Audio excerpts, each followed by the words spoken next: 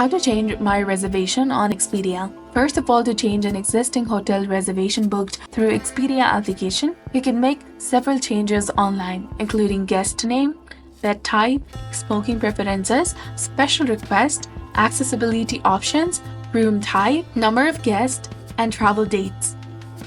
Here's how you can change your hotel reservation.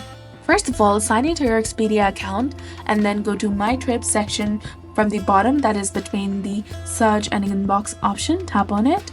Now select the itinerary you want to change. In the hotel overview, click on change and then click on change to modify such as dates and room type. Make your desired changes and confirm. Please note that changing your reservation may affect the rate. Expedia cannot guarantee the same rate or room type as your original reservation.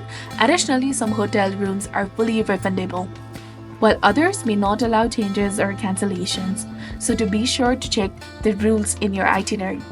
If you need to change your flight booking, sign into Expedia and then go to My Trips again, select your flight and then click on Change Flight. This will show you if changes are permitted and any associated fees. You can then choose your new flight and confirm the changes. So this was all about it. If you found this guide helpful, please like, share, and subscribe. Thanks for watching.